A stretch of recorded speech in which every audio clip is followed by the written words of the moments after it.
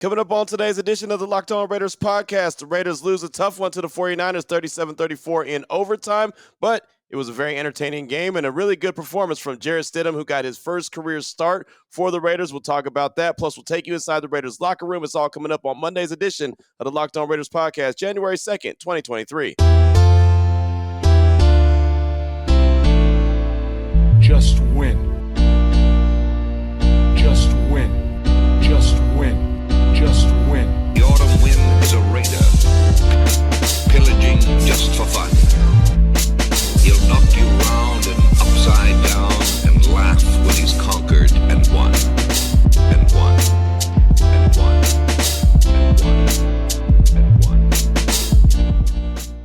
Welcome in, Raider Nation, to another edition of the Locked On Raiders podcast. Thank you so much for making the show your first listen each and every day. Remember, you can find the Locked On Raider podcast free and available on all platforms. That includes YouTube. Thanks to my man Ari, who does a fantastic job each and every day making sure that we are on YouTube at Ari Produces on Twitter. Today's edition of the Locked On Raiders podcast is brought to you by the Ultimate Football GM. This game is what we do all the time here on the podcast. Talk about coaches, talk about draft picks, talk about free agency, right? I mean, everything that we would do or we think that the organization should do is basically what you'll be doing in this game. You want to download it? You can. Ultimate-GM.com. Look it up in the app stores. All listeners of the Locked On Raiders podcast get 100% free boost to their franchise when using the promo code Locked On. It's all caps. It's all one word. It's in the game. So we'll tell you more about that later on in the show, but let's go ahead and jump into the game. Lots to talk about. Raiders lose 37-34 in overtime, and I'll tell you, it was a few missed opportunities from the Silver and Black, or we could be talking about a different game, right? It was very easily that Jarrett Stidham could have won his first career start for the Raiders and had a monster day. He was 23 for 34, 365 yards, 3 touchdowns, and 2 interceptions. If he doesn't have those 2 interceptions, the Raiders probably win the game. And the 2 interceptions that he had were really good plays by the 49ers. And that's what really good teams do. They make really good plays, and they make plays when they needed to have them the most. One interception was batted at the line of scrimmage, and the 49ers came down with the ball. That resulted in 3 points. There goes points right there on the board. And then the final interception came in overtime, and that was the backbreaker. That's what caused the 49ers to win the game. They get the ball all the way back down to the Raiders' 10-yard line, kick a field goal. It's game, set, match, and the game is over 37-34. The 49ers win, and, of course, all the fans that were there, and please believe there's plenty of 49er faithful there in the building. Lots of red in Allegiant Stadium. It was not a very good look. It was something that, I was very concerned about leading into the game just because I knew with everything that had gone on with the Raiders all week long that just didn't know what Raider Nation was going to look like, if they were going to show up and show out, and knew that the 49er fans had been planning this trip to Vegas for quite a while, and they showed up in a major way. So hopefully we don't see the opposing team look like that again anytime soon, and who knows what's going to happen this week against the Chiefs. They're going to be probably fired up and ready to finish off the regular season and make their run in the playoffs. So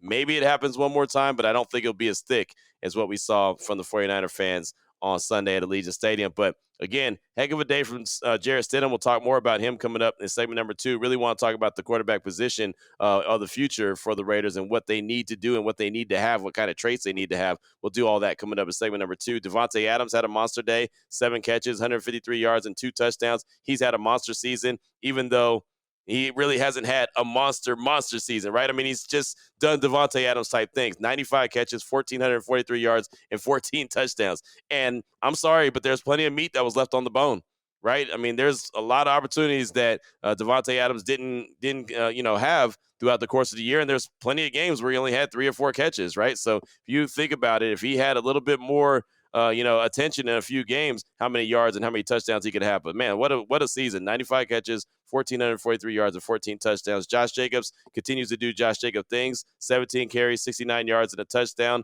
1,608 total yards on the season and 12 touchdowns. On the game, he needed 71 yards. He got 69 yards. He needed at least 71. And why I say that is he got stuffed on a 4th and 1 that resulted in no points for the Raiders. They were right down there by the 49ers goal line. I appreciated the attempt by the Raiders to go for it on 4th down instead of kicking a field goal. I appreciate them going for it, and I have no problem. I know a lot of people said I would have just done a quarterback sneak. That's fine. You probably could have. Jarrett Stidham obviously has the mobility and the ability to get it done. But if you hand the ball to the league's leading rusher, I won't have any problem with that. On 4th and 1, I'm going to trust Josh Jacobs to get in. Sometimes it works and sometimes it doesn't. Unfortunately, that time it did not work. So if he had 71 yards on the day, he got those 2 yards that he needed down by the goal line, the Raiders probably win the game. Matter of fact, they probably win the game in regulation, right? Unfortunately, they go to overtime. They had a 10-point lead again. It's the 5th time they've had a 10-point or more lead in a game and found a way to lose, and that's unfortunate. And you look at the defense and say, well, they gave up 34 points, right? And couldn't stop the run for the longest. Came up with some key plays when they had to. Got fortunate that Robbie Gould missed a field goal at the end of the game that would have won it in regulation, where Robbie Gould is usually money, and he missed a 43-yard field goal, and so they ended up going into overtime and lost the game. But I like the effort. I really did like the effort that I saw from the team. Obviously, the defense needs to be addressed in a major way in the offseason. Really, outside of Max Crosby, there's really not anyone else that you could say, oh, my gosh, that guy has to be back next year. I mean, really, there's guys that I like on the defense, like a Nate Hobbs, like a Trayvon Merrick, like a Jerron Harmon, but not guys that have to be back, right? Nobody on that defense has to be back except for Max Crosby. And that tells you that's where the beginning of the problems are, right? That is an issue, and they've definitely got to address that in a major way. Draft, free agency, whatever the case may be. I really prefer it to be draft, but we'll see how it goes. There was a few missed opportunities for the Raiders. As I mentioned, the 4th and 1, they got stuffed. That turnover on downs, that was unfortunate. And the 2 interceptions, led to points and led to the game winner. So that was always bad. Let me pass along these little nuggets, though. The Raiders PR staff, they passed along these nuggets throughout the course of the game. And you can actually follow them at Raiders PR on Twitter, and they do a really good job of updating plays or games or stats or whatever. Stidham to Adams, when he had that 60-yard touchdown pass, and that was a heck of a play. That was a play that just everyone doesn't make, right? Jarrett Stidham had to break the pocket, roll out, look like he was going to try to run and just pick up some yardage, and allow Davante Adams to continue to run, continue to scramble, and get open, get behind the defenders, and Stidham stopped, hit him with a nice pass, and Adams did the rest, took it to the house, scored a touchdown. That doesn't happen if you don't use the mobility of your legs. Again, we'll talk about Jarrett Stidham and that mobility. We'll talk about that coming up in segment number 2. But that 60-yard touchdown pass from Stidham to Adams is the longest touchdown pass of the season for the Raiders and tied for the longest completion for the Raiders in 2022. Now, how about some Davante Adams stats for you? He's now recorded his 8th game this season with 100-plus receiving yards. He had 153 yards on the day. He has 800-yard games that are the most in a single season in Raiders history, surpassing 700-yard games by Art Powell in 64, Warren Wells in 68, and Tim Brown in 1997. So there you go, 800-yard receiving games. Adams now owns 39 career 100-yard games, the second most in the NFL since he entered the league in 2014, and his 39 games are tied with Michael Irvin for 9th in NFL history among a player in their first 9 seasons. NFL Communications always sends some nuggets as well. They send a little email out. It's called 7 for Sunday, and they find a bunch of different stats throughout the course of the league and course of the day of games, and they pass them along. And so they passed along these when it came to the Raiders. Quarterback Jarrett Stidham in his first career start passed for 365 yards, 3 touchdowns, while wide receiver Davante Adams had 153 receiving yards and 2 TDs on Sunday. Stidham joined Mike White, who did it in Week 8 in 2021, as the only quarterback since 1950 with at least 350 passing yards and 3 touchdown passes in their first career start. And then Davante Adams has 5 games with at least 100 receiving yards and 2 touchdown receptions this season. He's the 5th player in NFL history with 5 such games within a single season. Joining Pro Football Hall of Famers Randy Moss, who did it 7 times in 2007. Lance Allworth did it 5 times in 66. Don Hudson 5 times in 42. And T.O. did it 5 times in 2001. Final note I have for you for segment number 1 of today's Locked On Raiders podcast. Coming up in segment number 2, what I learned from the quarterback play, what I'll be looking for the next quarterback of the Silver and Black, whoever that is. We'll do that in segment number 2. Before I get to that, though, Week 18, a lot of people have been asking me about this, the Chiefs and Raiders season finale. The NFL announced on Sunday night that is actually going to be played on Saturday at 4:30 Eastern Time, 1:30 Pacific Standard Time. We all expected it to be a Sunday 1:05 kickoff.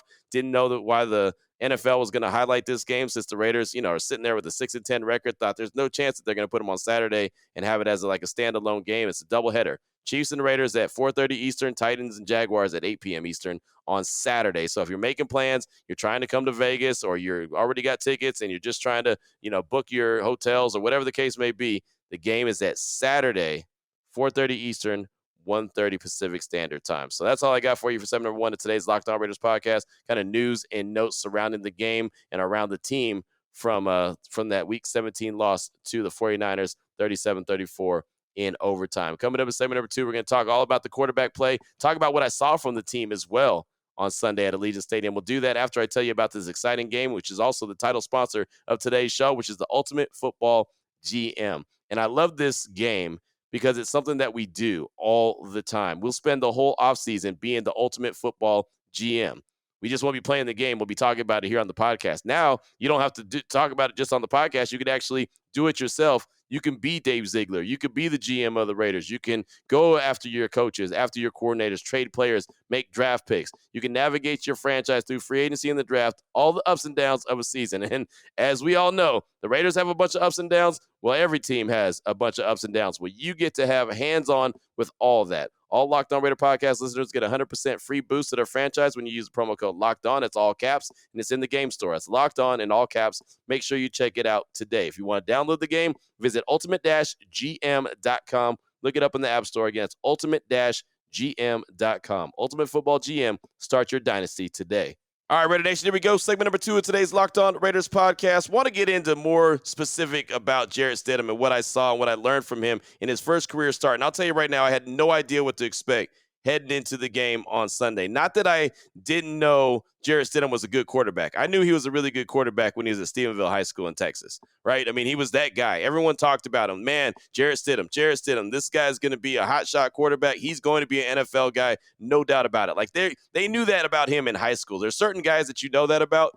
You knew that about Jarrett Stidham. Didn't know where he was going to end up and how he was going to do once he got to the league, but just everyone knew he was going to go to the league. When he committed to Baylor, he was already a Texas Tech commit. He decommitted from Texas Tech and flipped his commitment to Baylor, and it was a big to-do. Like, everyone was so angry that a Red Raider fans or alum or, whatever, they were angry. So, it's one of those situations. You know how good a guy is when the fan base is super, super angry when a guy flips his commitment. Then he goes on to Baylor and then transfers to Auburn and then ends up in the NFL with New England. New England makes the trade with the Raiders this offseason to send Jarrett Stidham to Vegas. And, knowing the familiarity that he has with Josh McDaniels, knowing Josh McDaniels' system, knew that he was going to be a guy that was going to be able to at least help in some capacity with the Raiders, at the very least, learning the system, helping out as a scout team guy, whatever the case may be. Well, he gets his first career start, and he made the most of it. 23 for 34, 365 yards, 3 touchdowns, 2 interceptions.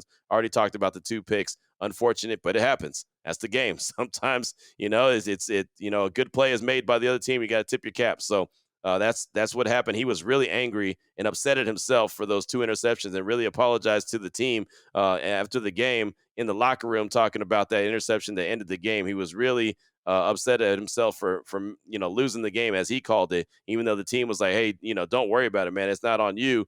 They, he was really upset about it. Colton Miller was upset about it as well. Matter of fact, you'll hear from Colton Miller coming up in segment number 3 as we take you inside the Raider locker room. You'll hear how emotional he was about his role in that second interception. But ultimately, that goes into the quarterback stat line. And, I mean, it just is what it is. You can say it's fair. You can say it's not on him. Whatever you want to say.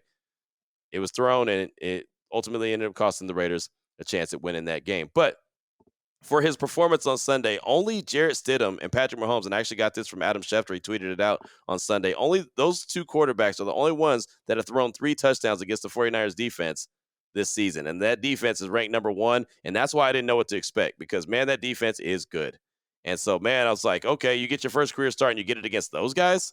Good luck. The only good thing is that it was at home, but then there were so many 49er fans. It almost felt like an away game. It was so loud when San Francisco was doing anything. When they had the ball, when the Raiders had the ball on 3rd down, the 49er fans, they made a lot of noise, man. It was really bad. But he went out there and did what he did. And not only did he have a great day with his arm, but he also had a really good day with his legs. And a lot of plays that he made are plays that aren't made unless you're able to be mobile, right? That's something that we have not seen as Raider fans, as guys covering the team, haven't seen that kind of mobility in a really long time. And I don't know if he's going to be the quarterback for 2 games, the final 2 games of the season, or he's going to be the quarterback for 22 games. And really, it doesn't matter, right? The front office is going to make that decision. He made a really good case for himself on Sunday. Now there's film out there, so we'll see how the adjustments are, and now we'll see what the Chiefs' defense looks like as they go up against Jarrett Stidham now that there is that film. and we'll see if he can continue to be that guy. But he at least, started out on a good note, gave the Raiders an opportunity to win, just couldn't come up with it. And so, I just think whoever the Raiders decide to have under center in 2023, it's got to be somebody with some kind of mobility. And I say that with an asterisk because I don't know who the quarterback's going to be, right? I don't know. And of course, we hear the veterans' names out there of Tom Brady and Jimmy G. And we know Tom Brady's not a guy that's going to be able to run around. But he's so smart that you kind of just, okay, no problem. The offensive line is going to be addressed, and you feel like, okay, for a year or two, he could be a guy, or even Jimmy G. I just don't trust Jimmy G because he's always injured. So, there's that. But you figure if it's a guy like Tom Brady, he can overcome the fact that he's not going to run and still be able to get the ball out quickly and not get, sacked a lot. But man, you can see what this offense looks like. And honestly, I feel like John Gruden was trying to do the same thing when he was the head coach. You see what the offense looked like with a guy that can run and contain and break the pocket and, give the Raiders an opportunity and force the defense to be honest, right? I mean, force the defense to know that, hey, if we turn our back on that guy and leave some green grass, he's going to eat it up. And that's what Jarrett Stidham did on Sunday, man. He was able to eat up a lot of green grass and pick up some yardage. He showed a lot of toughness. He took some big hits, went to the sideline one day or not one day, but after one play, and had blood in his mouth, right? I mean, he was a tough dude. He's a real tough dude, a smart dude, is a competitor, and, he gave the Raiders an opportunity to win. So I really could appreciate that. I don't know who the long-term future quarterback's going to be. And again, it's not going to be my business. We're going to talk about who we think they should get, what, in the draft and what veteran they should get. But I think it's so important that whoever the next guy is, the long-term guy is, it's got to have that mobility, man. You could look across the league and see all these guys. They just about have to be able to run. Look at the division, right? Look at the teams that you have to play twice a year. Look at the Chiefs. Mahomes runs. Herbert runs. Russell Wilson used to run a lot, but still has the ability. And just, I mean, again, look across the league. Even guys that aren't, Lamar Jackson-esque, guys that aren't going to just run for 100-plus yards. I mean, guys like Jalen Hurts can run for 100-something. Fields could run for 100-something. I mean, hell, even Josh Allen in Buffalo could run for 100-something. Not asking for that. Just asking for a guy that can protect himself and make plays. That touchdown pass to Devontae Adams, that 60-yarder to Devontae Adams, does not happen if Jarrett Stidham's not running around, right? If he's not running around and giving his wide receiver an opportunity to get open down the field. I mean, even the game is called differently when you have a guy like that. It felt like Josh McDaniels calls, and I know he said after the game he didn't call it much differently, but I felt like that there was a lot more confidence in some of the calls that were being made on Sunday from Josh McDaniels. There was more deeper shots. There was, stuff down the middle of the field was open, and there was also there was a few opportunities that Jarrett Stidham just said, you know what, I'm going to give Devontae a chance and let him go get it. And Devontae was able to do that as well. And you'll hear in the Raiders locker room as we talked to a bunch of guys, man, none of them were surprised by what they saw from Stidham because the way he prepares, and he always is out there preparing like he's the starter. He has enough swagger and confidence to be a starting quarterback. And it's not cockiness, it's just confidence in what he's doing. So, I was just really impressed with what I saw, and I had actually a bunch of people text me after the game and said, you know what, I'm not even upset about this loss. I'm happy with the effort that I saw from the players. You had no idea what kind of effort you were going to get, how all the transactions that happened throughout the course of the week leading up to the game, how that was going to, affect the players when they took the field. But, I even said during the week when we had some locker room sound, I said, man, it sounds like those guys are business as usual. They're being professionals. They're ready to go out there and do what they do. And that's exactly what they did on Sunday. So I could definitely appreciate that. But I'm looking for mobility, man. There's got to be some mobility from the next guy. It might not be the very next guy because the next guy might be a veteran like a Tom Brady or a Jimmy G that aren't really very mobile. No, Jimmy G can move a little bit. But whoever the long-term guy is that they're looking for, right? Whoever that guy is, the young dude that they're going to draft at some point, either this year or next year, got to be a guy that can run around the yard, right? A guy that has that ability because you saw what it looked like. And hell, it very well might be Jarrett Stidham. I don't want to overreact and be like, oh, he's the starting quarterback. And I've seen a lot of people do that. Q, we got our starting quarterback now. Look, man, it's a small sample size, but he definitely is going to make the Raiders think about what they need to do moving forward. He is a free agent after this year, so there's that. Coming up in segment number 3, going to take you inside the Raiders locker room. We talked to a bunch of guys. Won't be able to get to all of them, but we do have a few of them that I'll let you hear from, and we'll do it after and tell you about Built Bar. And Built Bar is something that we've been talking about for a very long time. They're obviously a really good tasted protein bar, very low in calories, low in sugar, but high in great taste. And whenever I check out the website, built.com, I check out what they have. And right now they have a holiday sale going on, 10% off all products site-wide. And they've got everything from granola bars to the Built Bar Puffs that have the marshmallow in it, the Built Bars, the regular, the OG ones, any flavor you're looking for, coconut brownie, coconut, the original one, coconut marshmallow, coconut almond. They've got everything, man. Raspberry, cookies and cream, salted caramel, churro. How about this one? White chocolate peppermint granola.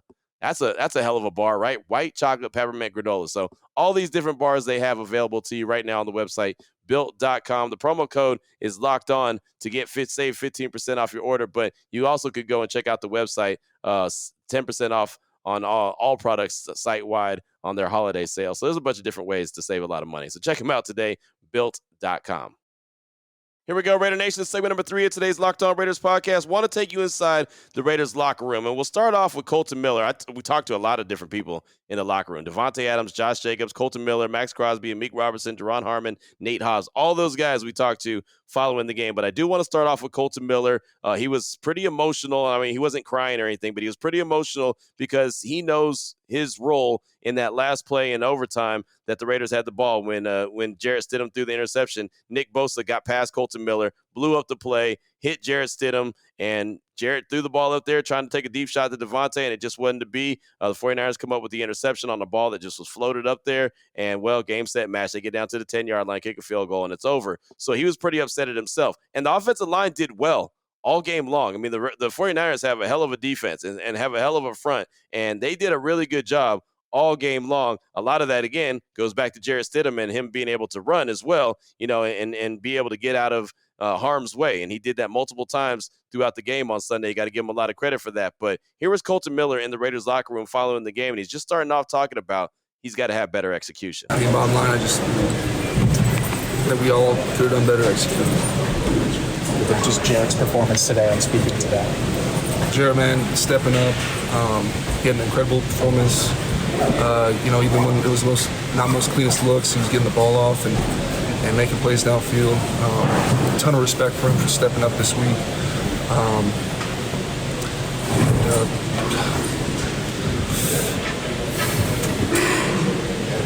We just need to, take that next step and focus on next week.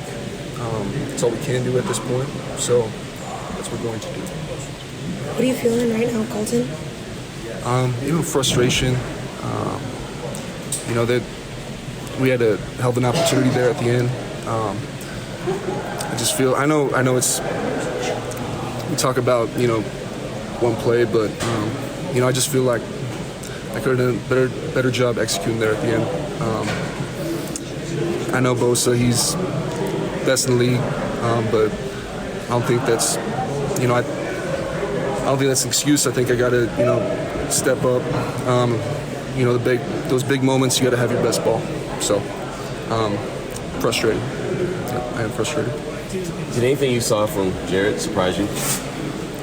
Jarrett, man, he was the way he was running downfield and making those deep balls, man. Ton of respect for him. He really stepped up today. Even when it wasn't perfect up front, he was still able to get the ball down the field. So, ton of respect for him. What does it do for you guys as a line when he's making plays with his feet? He's kind of, no, we're we're able to, keep the momentum going and pushing the ball downfield. He did a great job of that tonight. I think that helped our offense as a whole. Yep. I know you talked about the last play, but do you guys think you did a pretty good job against their defensive front for the most part? You guys moving the ball all day. I know, but in our craft, it's every play. You gotta execute every play. And again, when the big moments are there, we gotta do our best. That's when we have to have our best. So personally, I just I thought I could have done a better job executing there at the end. So that's what I'm going to be working on this week, and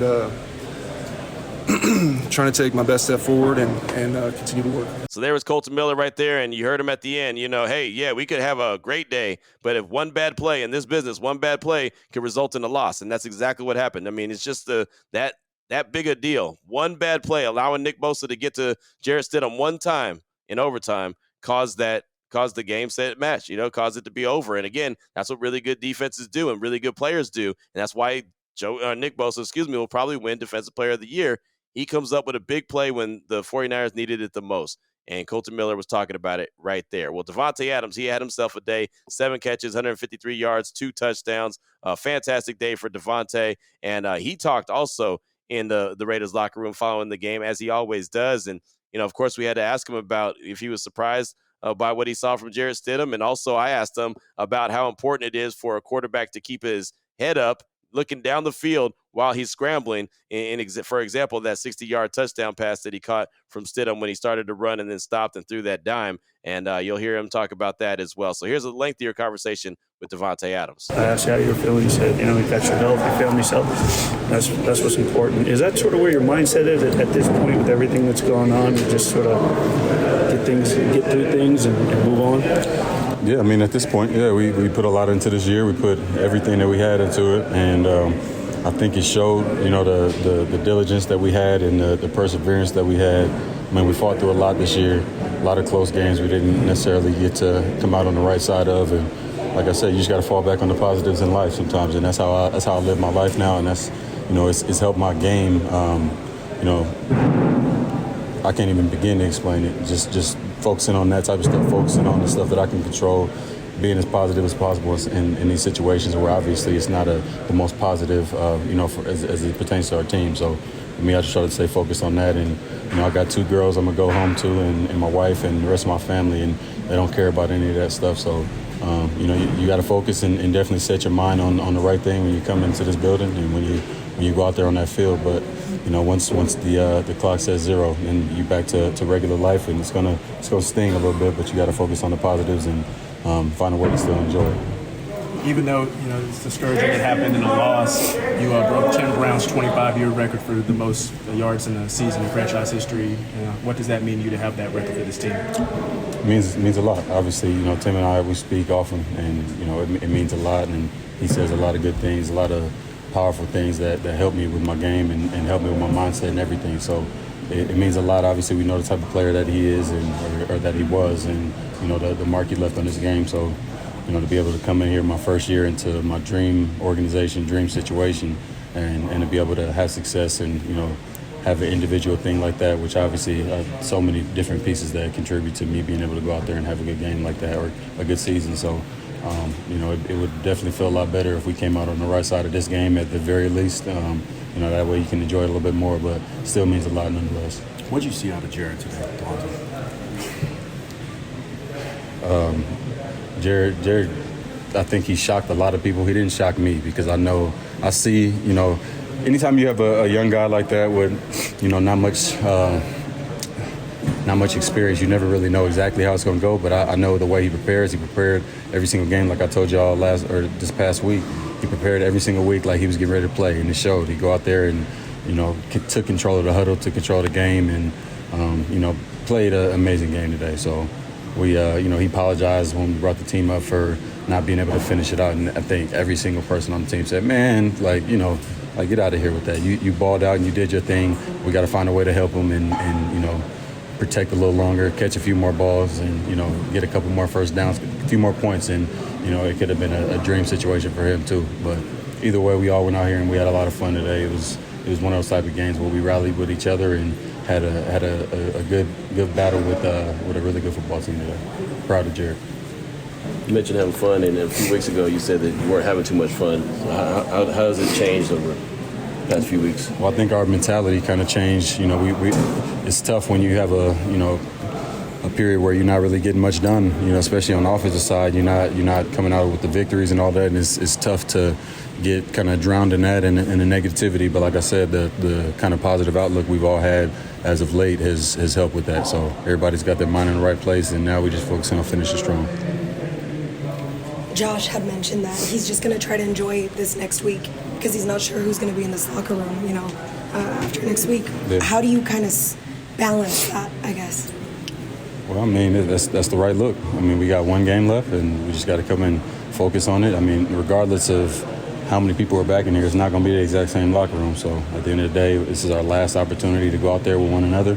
Even if one person changes, it's a different locker room. So I think that's the right way to look at it. Just enjoy the last one and, embrace this week, going to battle, this next game and just preparing with our boys and just enjoying the time in the facility too.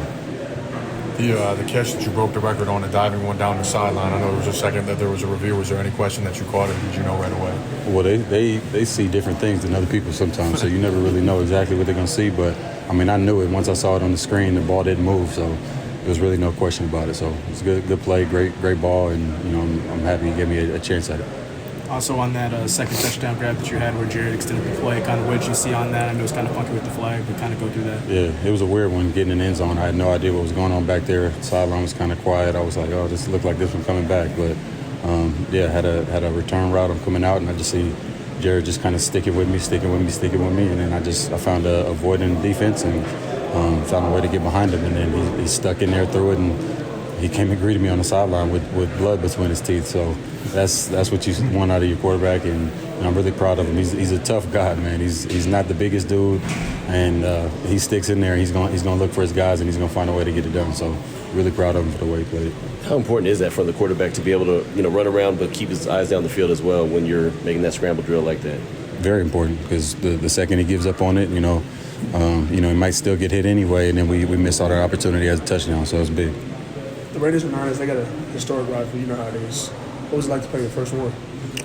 It was cool. It's felt the same playing Packers versus Niners. Honestly, it's been a little nastier on the field than what it was today. I don't know if it was just the way, we kind of controlled it for a while and they, took them out of their element. But I've had those type of games basically my whole career. I've played them a lot more than what the Raiders usually do. So, but yeah, it was a little bit of a familiar feeling. Good stuff right there from Davante Adams, man. I thought he was really honest, and really everyone in the locker room was very honest about Jarrett Stidham and the performance that he had on Sunday. And, of course, these guys want to win, but you even heard him talk about fun, right? And he was having fun, and a few weeks before he said, hey, we're not having fun. Well, they still lost. What's the difference? And so, a lot of guys, I think he figures now, a lot of guys are really focused in on what they're supposed to do. So the final guy that I'll let you hear from today, we'll probably wrap up the locker room sound tomorrow on the show, but Amik Robertson, he came up with an interception. He has 2 interceptions on the season now. He also has the scoop and score that he had earlier in the season. So he's a guy that's starting to find a way to get his hands on the ball. I don't know what the future holds for Amik.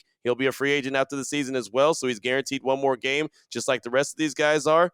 But he did come up with a big play, big interception in the game on Sunday. So here's Amik Robertson in the Raiders locker room following the game. Obviously, they have a very unique offense. They do a lot of different things. You guys feel you handled what they like to do pretty well? Yeah, I think they're great. Had a great head coach, great offense. I think we hung in there.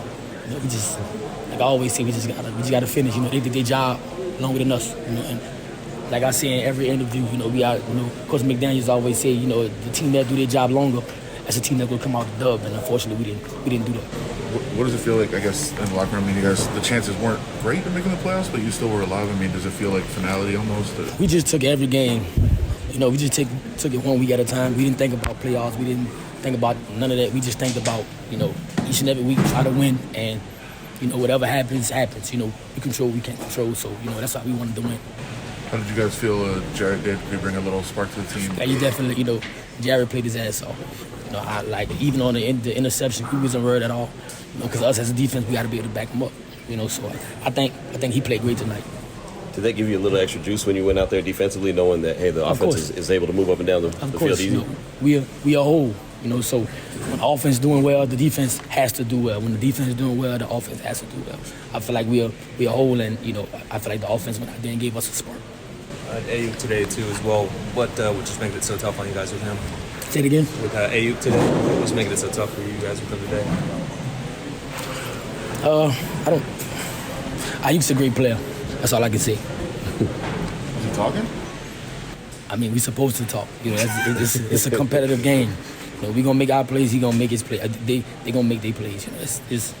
That's what the game about. Having that turnover, what did you see when you came up with that interception? Just being able to adjust like you did. Just baiting them in.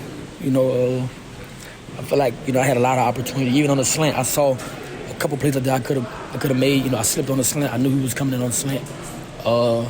And that play, I was like, next play, I'm gonna make up for it. And unfortunately, I saw, with my vision that Kittle, did a big old over route, and at the end of the day, when the ball's in there, I think it's mine no matter who out there. Right, starting to get that ball in your hands more often. Yeah, that's what they got me. That's what they got me out there for.